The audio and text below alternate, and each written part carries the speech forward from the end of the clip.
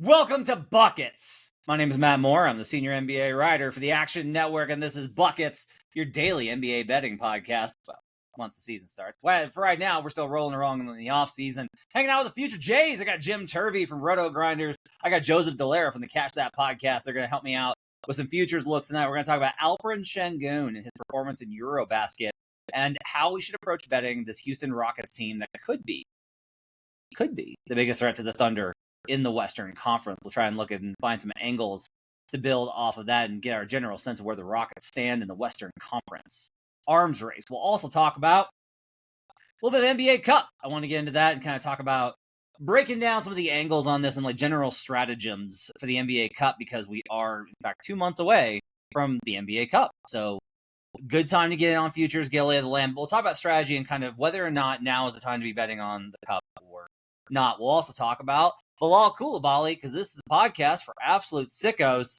and I need somewhere in order to cry about the Washington Wizards. So we will talk about that a little bit later on. Reminder, everything we talk about can be found in the award-winning Action Network app. You have probably noticed, if you follow us on Twitter, a lot of the Action personalities hitting out Playbook, which is our new AI bet slip creator. So you on Twitter, if you're on the old x.com, can just go ahead and hit @playbook and ask for various things or show it an image, and it will generate a bet slip for you. We're going to be using this a lot once we get into NBA season. And we're going to be doing it a lot live during the show, because we will be taking the show live, I think. Once we get into the regular season, we're doing daily best bets. So you can be on the lookout for that. Make sure you follow Playbook on Twitter or on Discord, and you can be using that as a service. It's pretty cool for you to be able to find all these different options. As an example of how I use it, so I will do stuff like I'll take all of the pro signals from our pro systems and say, hey, give me a parlay with these. And it'll give me the slip, and then it'll open up. And then I can then go in and round robin those. And that's usually how I tend to approach those. So that's like an example of what you can do with Playbooks, and make sure to check that out. Check out the new favorites with our guy, Brandon Kravitz. He's hosting it along with Stuckey. Some new faces there, so make sure to check that out as well. Make sure to check out Big Bets on Campus if you like college football, because it's the best college football betting podcast on the planet. Like, it's so good. Stuckey and Colin are so good. They're so good. Wild games. Georgia Tennessee yesterday was like one of the best college games I've seen in a couple of years. It was absolutely incredible. Also check out WNBA Buckets and WNBA playoffs have arrived. Jim, who's winning the title? Well, I don't love. It looks like Stewie might be. Did you see this match? She might be out for the postseason. She might have like torn an ACL, maybe. Oh, no! I missed this. Yeah, in OT when they were, but they needed. I mean, the bucket. I think the Bucky either sent them to overtime or was like in overtime. I watched a lot of W today. But yeah, it does not look super great on that front. And Minnesota looked awesome. Aces look awesome. I hate it. I hate that the Aces. Am I going to have to bet the Lynx again? Oh, my God. Might have to. I wouldn't do anything just yet. Let's see the Stewie news. Because, honestly, the Liberty and Mercury both looked very good. Liberty especially looked like they're primetime contenders. But if Stewie's not there, it's not going to be. I will say, if the Liberty could get anybody hurt, like in any position, they have a lot of bigs. Like, they at least like can sort of like deal with it. Obviously, Emma can do like a decent proxy, and then they didn't even play like Niara Sabally today, so she can hop in. I do agree, Joe, it's not like a death knell. I think they will beat Phoenix either way based on what I saw today. But I mean, Natasha Cloud looked like playoff Natasha Cloud. I don't know if you guys listened, but gave out 100-1 points leader. She is the points leader after one game, so we will see if that comes through. Next thing you know, she's going to take 3 shots. She can do that, but playoff Cloud, she's built different, man. We'll see. I hope it comes through. And they brought it up on buckets, which guarantees it to be a loss now. Yeah, that does punch it for being a loss. All right. Meanwhile, overseas in Eurobasket play, Turkey had a good lead, and then Alperen Sengun a little chokish down stretch. Little chokish. Some big mistakes there, which I was very happy to see as somebody that's criticized him during this postseason because I was bored. I don't have anything against Alperen Sengun. He's a very good player. I don't like the comparisons to Jokic. I don't find him to be a very Jokic-like player. But he had a phenomenal Eurobasket performance. He was incredible. Did not win MVP because they didn't win. If we were actually kind of like looking at the overall, like he probably should have won Eurobasket MVP.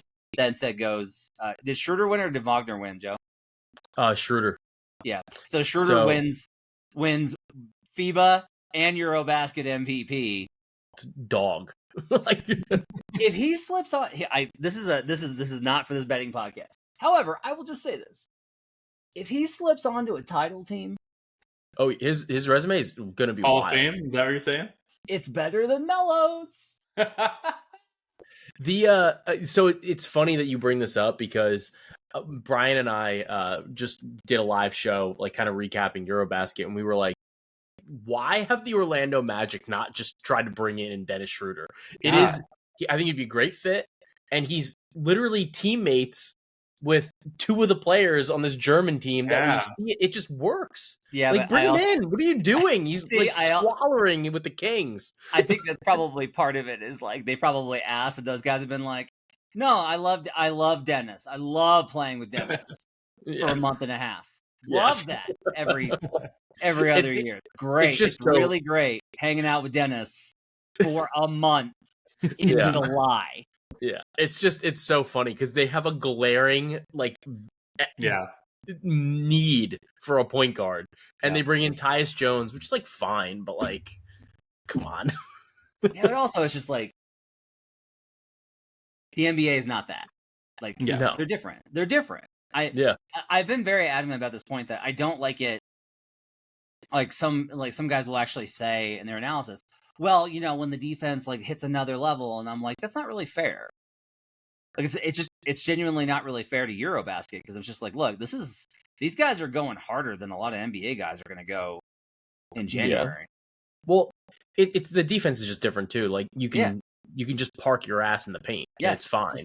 The style is so different. They're two different. They're not two different sports, but it is not the same. Like certain things can translate, but we see this all the time. Like some guys crush over there and it doesn't translate. And then some guys are awesome here and it doesn't really translate in the European game either. So like Yabusele is one of the guys that obviously has had to make this the next podcast. Obviously is one of the players that has really excelled in both, but he was able to kind of develop a little bit more overseas and he wasn't getting that opportunity here. So a lot of good things, a lot of takeaways, and I'm sure we'll dive into that more. Okay, so let's talk about the Rockets more specifically, because there are a lot of people forecasting a big jump for Şengün this season.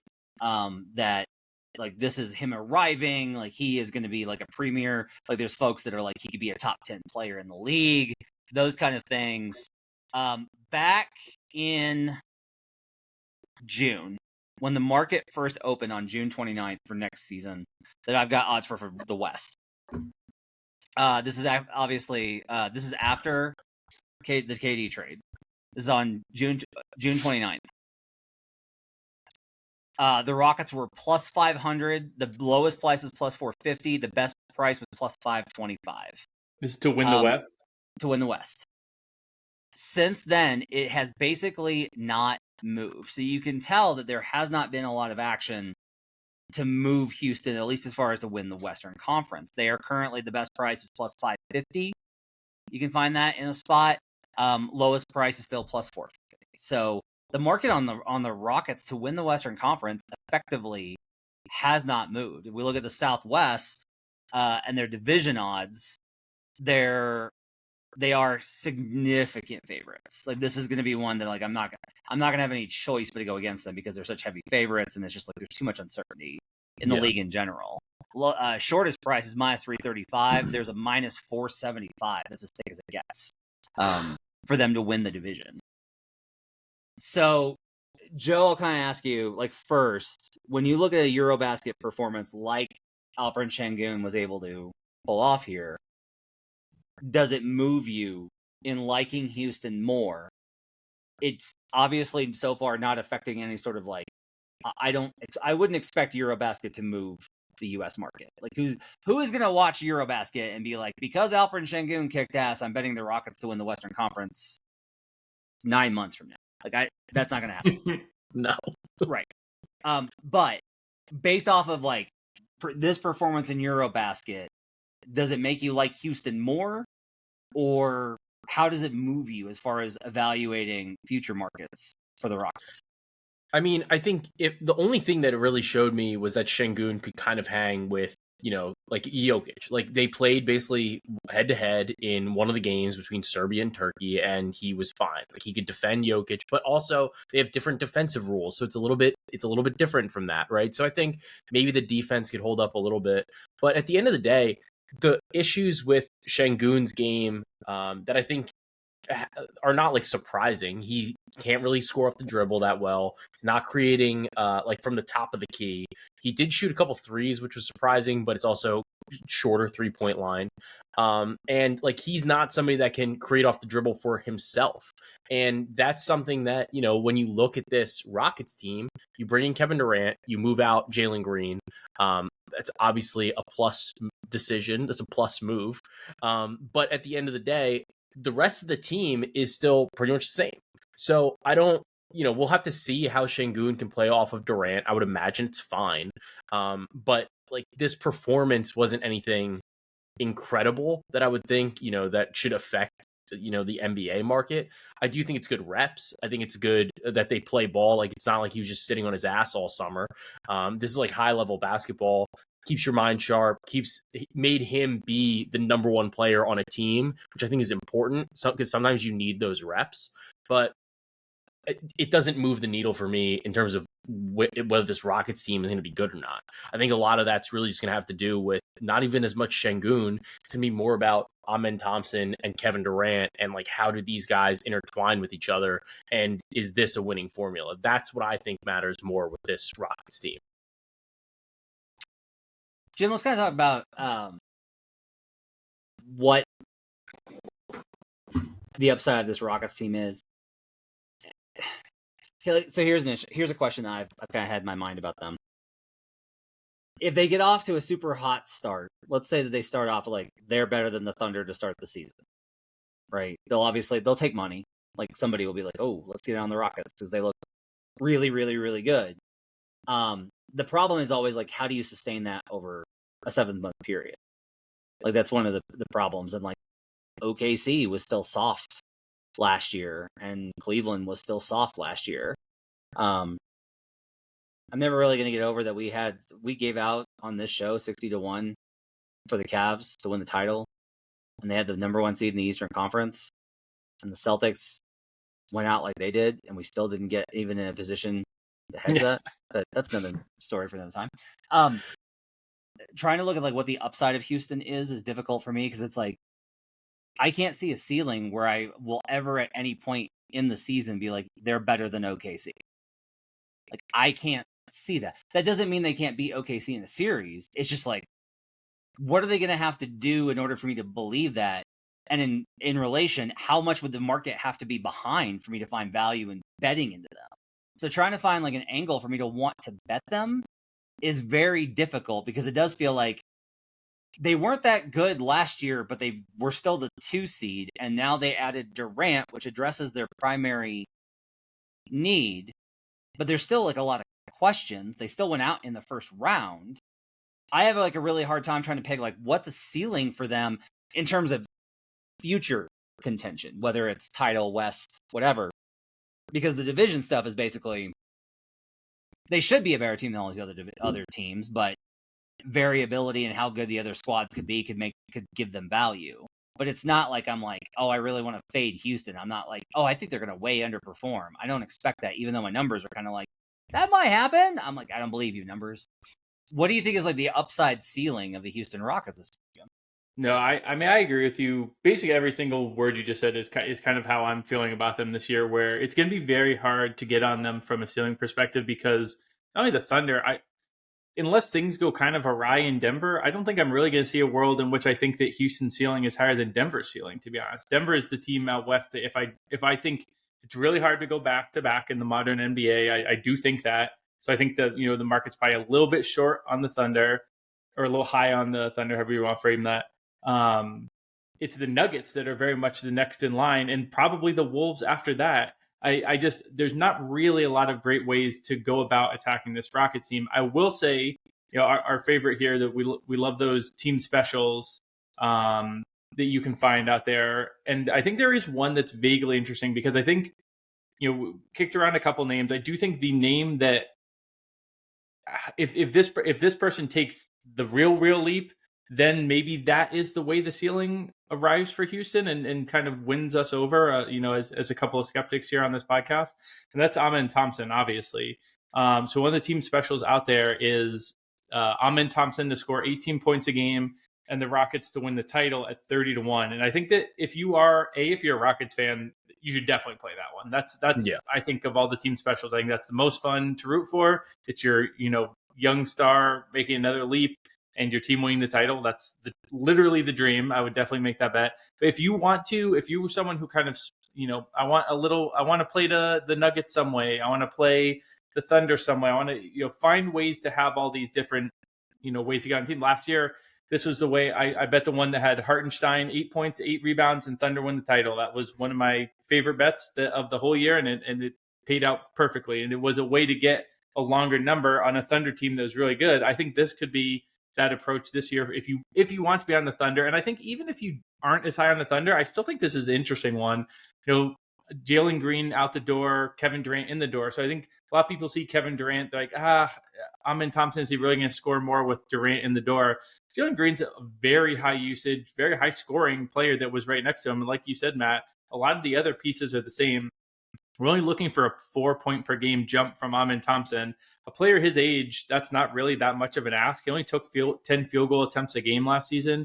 And I think Jalen Green is a lot more likely to play, 80-ish games than Kevin Durant, who you basically can book to miss 20 games at this point. So if anything, I actually think there might be more net usage out there for Amen Thompson. Add the fact that he's, going to be in his third season. I don't think it's really that much of a stretch to get him to 18. And then you're looking at a 30-1 when the best ticket in the market for Houston to win the title is like 10, 11, 12-1, something like that. So obviously those are correlated too. If he makes that jump, they're much more of a title contender. So I'm with you on being relatively skeptical of the Rockets ceiling. I'll probably be joining you on Grizzlies Division Island there, but I think that's a pretty interesting play. I probably will sprinkle it myself. And definitely if you're looking to get on the Rockets, I think that's a really good way to do it. Okay, I want to dive in here, and I'm going to pull you guys into a theoretical exercise that I think will wind up making you want to bet something. We'll see if I can do it. Okay. All right, so Jalen Green last season was 27.3 usage percentage. Alperen Sengun was 26.3. KD's a lower usage player because KD is he is the tip of the blade, right? He is the tip of the spear. He is come off of a pin down, catch, shoot. He is isolation, pull up, shoot, obviously. But it's less dribbling, right? So there's more ball movement, and there are theoretically more opportunities. And the ball doesn't stick in KD's hands quite the same way that it sticks in Jalen's hands. That's one of the biggest problems I have with Jalen, is it just sticks, and then his shot selection is just not very tight. That's a hard thing to really kind of criticize him for, because it's like, oh, does Kevin Durant have much better shot selection? I'm like, well, yes, but only because Kevin Durant doesn't have anywhere on the floor where it's a bad shot for him to take it. So, literally everywhere, he's incredible. I posted a shot chart when I did their offseason review over at my Substack. It's disgusting. It's just red. It's just red. Everywhere. Baseline, nail, long mid-range, corner three, top three, everywhere. It's sickening how good he still is at being a bucket. But my argument is this. We've got Amen Thompson, 18 plus points per game. Houston Rockets win the championship, as Jim mentioned. We've also got Alperen Sengun to average 23 plus points per game and the Rockets to win the West. Okay. The Sengun one is 16-1. The Amen one is 30-1. I would present to you that one of those two tickets is very likely to get halfway home on the player prop. What I'm saying is it is very unlikely that we are going to get Sengun averages less than 23 and Amen averages less than 18. I get where you're going with this. It's either Sengun picks up the usage and scoring from Jalen or Amen does. Because if Sengun picks up the usage and assist rate, right, which won't translate because assists aren't factored into assists, they are into usage. They should be, by the way. One of the reasons why Nikola Jokic's usage doesn't actually mean anything. But if Sengun's assist pickup there's no way a men doesn't benefit from that. They can't all go to KD and then Fred VanVleet and all these other guys. Can, like injuries or whatever. But if they stay healthy, they can. And likewise, if a men becomes more of a playmaker and floor general, which I think is a long-term vision for him, Şengün is going to be the secondary scorer next to KD. And that 23 mark is very doable. Average 19 last year. The only kind of compromise, the only thing that kind of like makes me a little concerned is it doesn't really matter that Şengün had this incredible Eurobasket. It doesn't matter that he was their all-star. Ime Udoka still has a little bit of like, yeah, I don't know. I don't know about this kid. And it's a little like he's mentioned this and they tried to downplay it or like that's not what he meant. There's a little bit from him of like he's Euro, he's soft. Like there's a little bit of that from him. And like that's just who Udoka is. Like he is a no bullshit guy. Right? But Jim, what is the concern over betting both of these based off of the idea of you would at least enter into the playoffs with one of them at a 16-1 or a 30-1, halfway locked. And then, like, your only real nightmare scenario here is that Houston finishes outside of 2 or 3, and they wind up in the Thunder bracket. If we assume Rockets are locked at 1, which maybe they're not, but that could be another one, right? The Nuggets steal 1, it's 2 Thunder, 3 Rockets. But even then, I will tell you, Houston is designed specifically to counter OKC.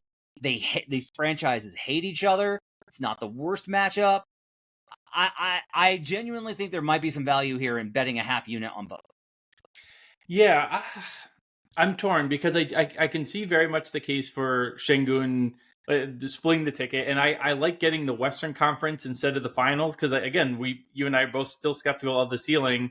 Take one level off, but I'll say two things that make me come back to liking the Amen one more. So maybe if you're splitting, go like 0.35, 0.15, something like that. Even though the Amen is the longer shot.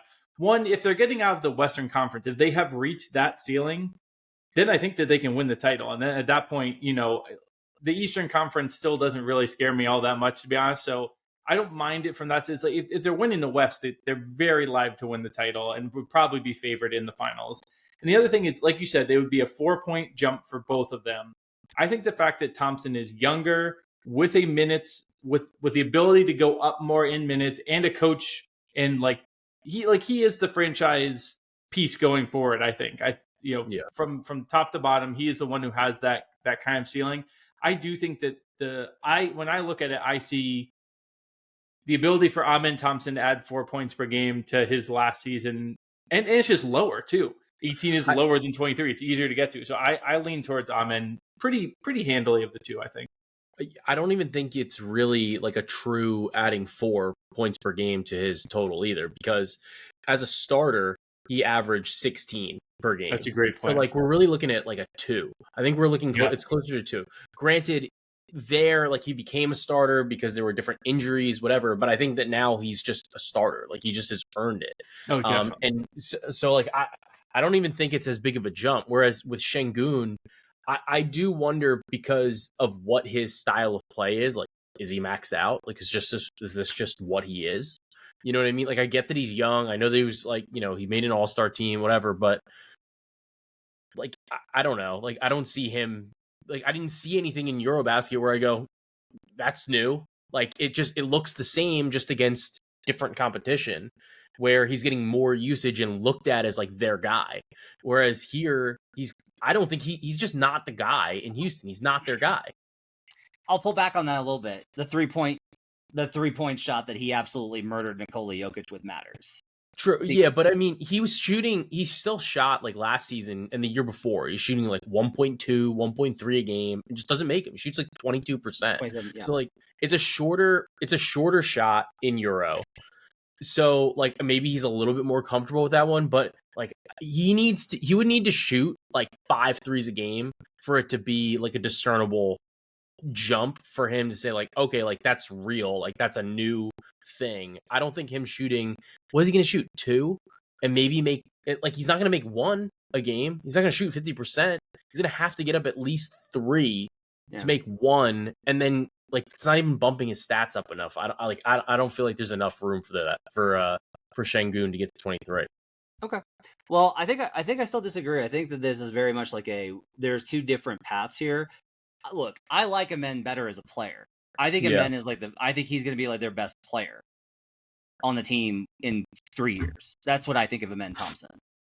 But I do think that because he's such a darling for all of us that watch hoops, there's a temptation to overlook the fact that Şengün is further along in that curve, and this is where guys make that jump, and that he is coming off of even though I don't even necessarily think it's about the Eurobasket thing. I think it's more about this is where his game is at right now, and his game's in a really good place.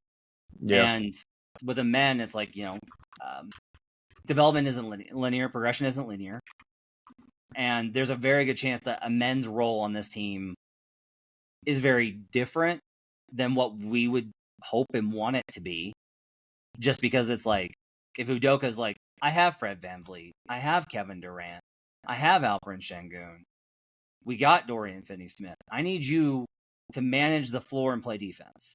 That's what I need from you. And Amen's still got some problems with finishing, and he's still got some problems with these other areas. Again, I think it can definitely happen. It's not that I don't want that bet. I really do think there's probably value on both sides of it, but it was a good discussion nonetheless. Let's move on to NBA Cup. Let's talk about NBA Cup real quick. So I was very excited to bet into this the first two years of its existence. I love the NBA Cup. I think it's so great. I think it's so fun. Last year, I ran a round robin simulation of it to try and get based off of power ratings what I liked. Did not go well. And so it's not even so much that result, but Jim, my kind of posit is there are bets in here, and we singled out one on the show a couple weeks ago, which is Luka Doncic. You guys called out being 3,000 to win MVP. It's still there, and that is dumb. That is a dumb number for Luka Doncic to win Cup MVP. That's a dumb. I can't get further enough into my Beetlejuice voice to say how dumb that is. So there's value, I think, surely to be found. But I personally want to be really hesitant. I want to see preseason. And not only and I never say this because I'm always get ahead of it and you got the blah, blah, blah. No. I want to know, where are you at on November 1st? When these games tip off, where is your squad at vibes-wise? I need to know everything. I need as much information possible. I need to know you're healthy. I need to know that you're motivated. I need to know that you're not having players-only meetings. I need to know that, the other teams in your schedule don't look like they're juggernauts. There's all of these types of things, Jim. So I am very cautious with how I'm going to be approaching NBA Cup. I'm going to bet it. I'm just going to wait a while on this. What are your thoughts on that, and how do you approach what's the strategy for betting NBA Cup? When you left out the biggest thing, I need to see if you're healthy, because this is a future, quote unquote future, but it's hyper condensed, right? I believe it goes from the first Cup game to the final is 5, maybe 6 weeks. Is it even less than that? It's done before Christmas, right? Yeah, exactly. So you really just have to be healthy at this thing. So I agree that you don't want to go too crazy now. I poked around a little bit, looking back at, we've a couple years of this now. I wanted to see, how often a long shot was worth it, because it's such a small sample. I figure that especially in those group settings, the favorites probably aren't always coming out. And even Joe, we managed to, that Celtics one, you can leverage a piece if you get in early and then the favorite comes back, even because the numbers swing so fast. It's almost like live betting NBA if you do that, where it's just get both sides. Yeah, no, it's literally like Summer League, because Summer League is stupid. And it's just you have these teams that have wild motivations. Granted, all these teams want to win, so that's a little bit different than Summer League. But the numbers in the market, you're spot on. The numbers in the market, they just move wildly. And I don't think, because it's so new, it still is a little bit difficult for people to catch up, and it's also difficult for like bookmakers to catch up and say, okay, well, there's a way to maybe thread the needle here that you're not seeing and like it's not being baked in properly. So I think you're nailing that. Yeah, so in the last 2 seasons, obviously we got 6 groups each year. So the group winners, they kind of come seeded based on, I believe, on previous year's standings. So it's theoretically balanced a little bit. And the group winners, here are their, 1 to 5 seeds. So the 5 would be the longest shot. Now, it doesn't always map perfectly because it's going off of the previous year and teams get better and worse and all that. But it's a decent proxy for if we see some, quote unquote, long shots in through. The group winners in 2023 were a 4 seed, a 1 seed, a 1 seed, a 3 seed, a 3 seed, a 1 seed, with the wild cards being a 2 and a 2, and the finals being a 3 seed and a 4 seed. And again, that's 3 and 4 out of 5. So there was a ton of chaos that last year, or 2 years ago. Last year, the group winners were 1 seed, 1 seed, 4 seed, 4 seed, 1 seed, 4 seed, wild card 1 and 2, finals 1 and 1. So last year was, by the end, we got 2 top teams in the Bucks and the Thunder, but we had group winners that were the Hawks, the Rockets, the Warriors. Now, the Warriors were just in a really tough group. They were a 4 seed, but they're a very strong team. Rockets were kind of a team that we would have loved if you waited till the start of the season, saw how good they started. That's the exact type of team you would want to be on. The Hawks were just a legitimate surprise. The year before, it was the Pelicans came out of they won their group as a very legitimate surprise, the 3 quote-unquote seed in their pod. Pacers and Lakers were even lower seeds as well. So there's definitely, these are being priced. You'll see like minus odds for the favorite. I think that's a little aggressive. We're basically seeing a 50-50 for the top seed to go through, and none of the 2 seeds have won their pods. Now, that's obviously that's not like predictive. It's just to say that the lower teams in this can come out of it very easily. So I don't know how much you have to be betting on this right now. Like Matt said, I mostly agree with him that I want to see some stuff. But I do think there's a couple of teams that kind of just caught my eye as I was looking over this, that were in that kind of like, quote unquote, second, third favorite, even fourth favorite in a group that I think could be interesting. The shortest of them being the Wolves at plus 340 in the West group. They're with the Thunder. I think they're the second shortest odds there. Thunder don't have a ton of motivation to do well on this. They're probably going to be, keeping folks in and out. Now, maybe they want to win everything, and that's awesome. But I think plus 340 is a little long for the Wolves. I think the Grizzlies plus 480. They're in a tough group, but going to be on a lot of Grizzly stuff. And then I think the one that's the most interesting to me is the Raptors in the East Group A at plus 850. So they've got the Cavs there, who are kind of the prohibitive favorites, which makes sense. Yeah. And it's the Hawks and the Pacers, 2 teams that I'm kind of lower on than the market. So I think that the Raptors, who are a team I'm going to be vaguely intrigued by this season, plus 850 is kind of the type that you sprinkle. They win a game or 2 at the start, then you might be able to hedge out. So that's like the benefit of game number. I definitely don't think you need to bet it today, but as we're heading up to Cup season, keep an eye on Raptors, Wolves, and Grizzlies. If those numbers are around the same, those are teams that caught my eye. Yeah, Raptors. Anderson, obsessed with the Raptors. Well, I do not understand this Raptors love.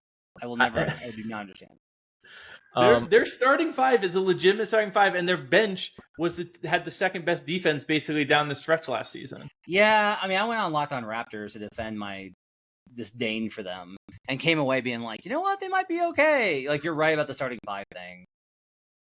It's a lot for a Brandon Ingram team.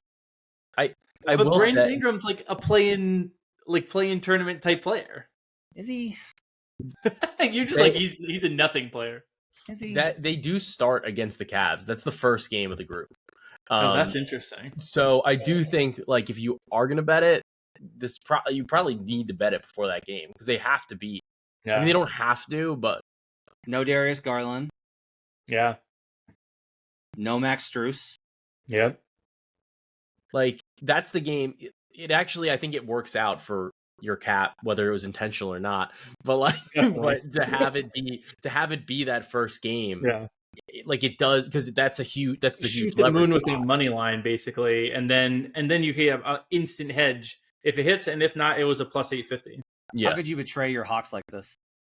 My Hawks, it's so funny that my Hawks and Rockets treated me so well last year, and then I threw them to the Wolves. I'm like, what? I'm good. The market's too high on you guys this year. You got me where I wanted to go. I appreciate that. Of that group, if we're gonna factor in the Cavaliers' injuries, I actually kind of like the Pacers.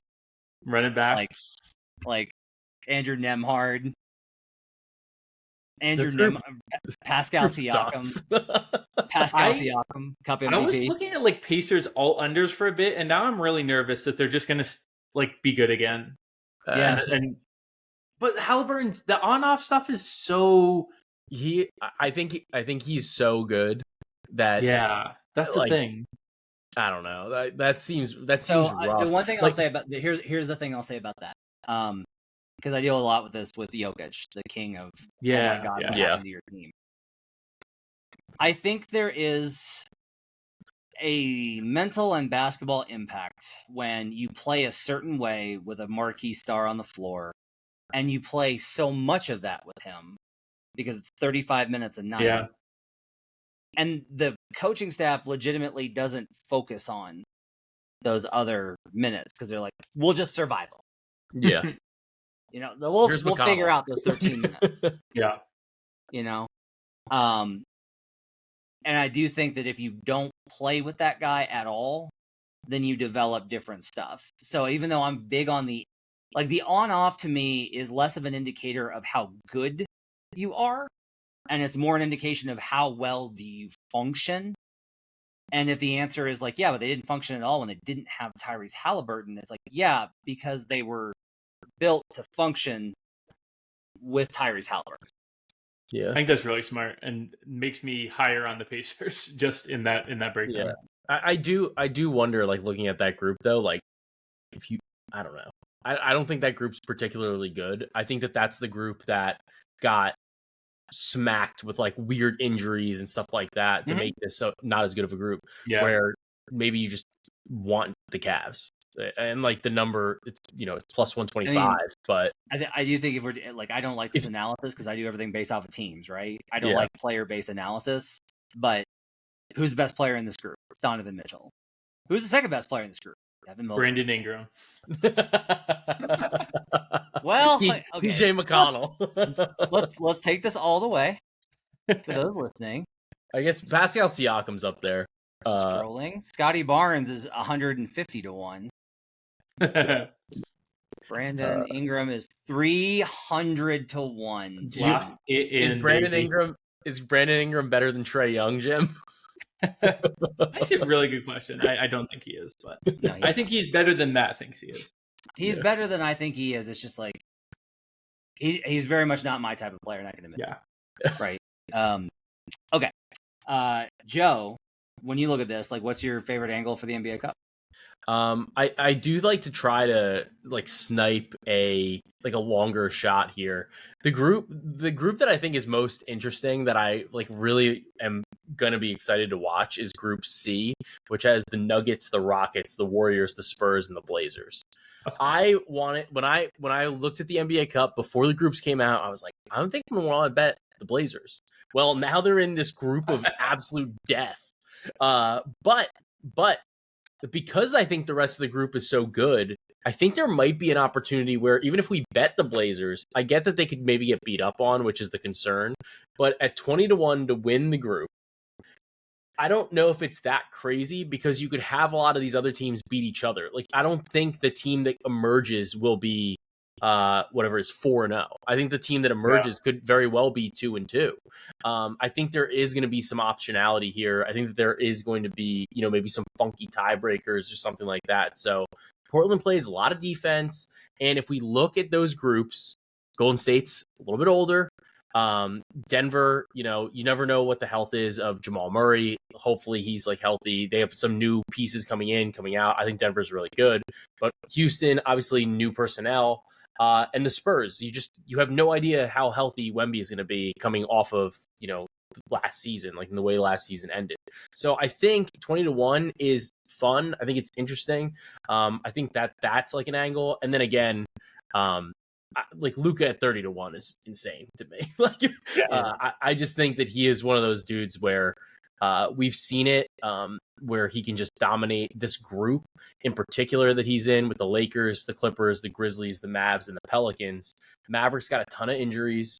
The Grizzlies are going to be dealing with not having Desmond Bane. Obviously, we've talked about how the analytics actually showed they're about like the same with and without Bane, but I think it still is going to be something that they have to adjust to. And the Clippers now, what are they going to do? Plant some trees?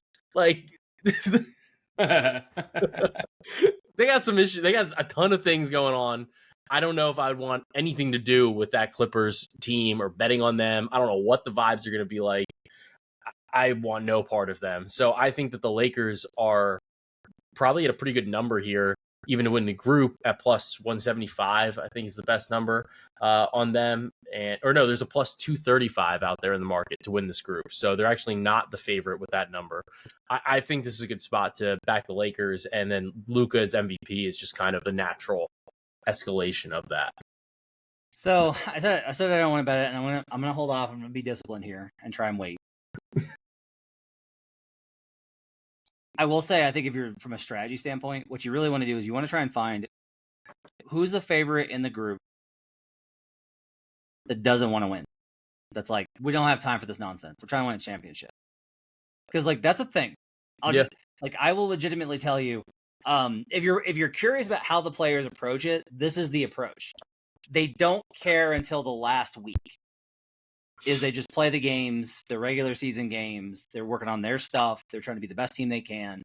They're trying to work on their games. And then it gets to the last week, and then they're like, okay, so if we win, we got a shot at the mill. Yeah. That's when they're like, okay, like win this game, and we can play for the million. And now all of a sudden they're like, now I care. Mm-hmm. Once the money is right in front of them, that is when they start to care. So you want to find a team, like, I'll just tell you, like, I would expect, this is an informed guess, the Denver Nuggets do not want to go to Vegas. Like, Nikola Jokic is like, I don't care. Like, it's just it's a hassle. Yeah. It's an extra game. It's literally an extra game. Yeah, it's just like, it's another flight. It's a bunch of media nonsense I don't want to do. We're trying to stay focused on winning a championship. Like, that's where our focus is. But if the Nuggets go 2-1 going into the final game, and it's win and in, then yeah, they're gonna be like, yeah, all right, let's go win it. Let's go do this, right? So that would be part of the equation that I would tell you to look at, is find teams like Oklahoma City Thunder are gonna try and win every game. They don't give a shit. They just are gonna try and kill you every single game. The Los Angeles Lakers, LeBron might not. But I'm with Joe that the best way to bet that is just I would actually not bet the group, Joe. Yeah. Because if you're looking at this group, you got some people with chips on their shoulders. Both Memphis and Dallas have an opportunity to be like, go fuck yourselves. Everybody thought we were done. We'll show you. We'll win the cup, right? Yeah. But the Lakers can slip into the wild card, and then Luka can still get them out of there and win the whole thing. That's a fair point. Wait till they drop a game, you get a longer number. I don't think you want to be betting the favorites now or even before we start playing them. I do think though that 30-1 number is just that number's absolutely terrific. Yeah. Okay, last thing, because this is gonna be a Wizards pod this year. Bilal Coulibaly, who needs to change his reading habits, has suffered an injury, so now I have Bilal Coulibaly on the shelf for several months. On top of the fact, you're going to be hearing about this when we get to like the division previews that Brandon and I do, or whatever preview structure that we decide on this year. The Wizards, I bet at open, and I don't regret betting them at open. I do not think that they are a sub 20 win team. I just personally do not, based off of how they executed at the end of last year. The capacity is there for them to win enough games early that even if they tank their ever-loving faces off, we beat the opening number. But I have to pull back now. It's moved. A win and a half to 2 wins. You should not bet it now. Especially because, like, I can't get past the fact that their pick is top 8 protected. So it's like, no Bilal. The pick is top 8 protected, which means they got to be bottom 5 if they want to keep it. And the margins on those get very narrow. Now, like, look, if the Wizards come out and they're 500 at Christmas, they're not going to pull the plug. Because by then it's too late. Yeah. Like, that's the hope here for all of us, is that bet this immediately at open. the true bucket sickos that bet Wizards over. Yeah. Is that they just win, like they start off 5-5 and all of a sudden it's like, oh my God, we only need 17 more, like 16 more and we're good. But there are very many ways that this can go badly. So I had to give the Bilal Coulibaly update on taking over. I wanted to be with you on this island so bad, Matt. And then I saw the pick stuff, and then I think we're 1 year. I think it's coming now. It's coming. Yeah. I Gilles Galanted it with the Pistons. Yeah, that is true. And Sar tweaked his, I think it was his calf in Eurobasket. They're saying he's going to be ready, but bear in mind that, like, I don't really care about Sar. Like, literally, the only two players I care about in this team are Chris Middleton and Keyshawn George. If those two players are playing, I'm going to be betting them on the spread. Like, that's fair. That's fair. Right. That's got to do it for Buckets. Thanks for you guys for joining us. We'll be back next week with another episode. Jim will be off next week, but I'll wrestle up somebody to come in and help us out for future Jays. Appreciate you guys being with us. Hit us with a like and subscribe. Give us a 5-star review. If you're on youtube.com/the Action Network, please take a second and hit the subscribe button. We need to get the numbers up and help spread the word. It really helps when you guys do this. Tell us your favorite NBA Cup bet of the season in the comments, and I'll read it next week on the show. Appreciate you guys being with us. My thanks to Jim and Joe. Catch That podcast. And make sure to catch all of Jim's work over at Roto Grinders. We'll see you guys again next time. Till then, let's get buckets.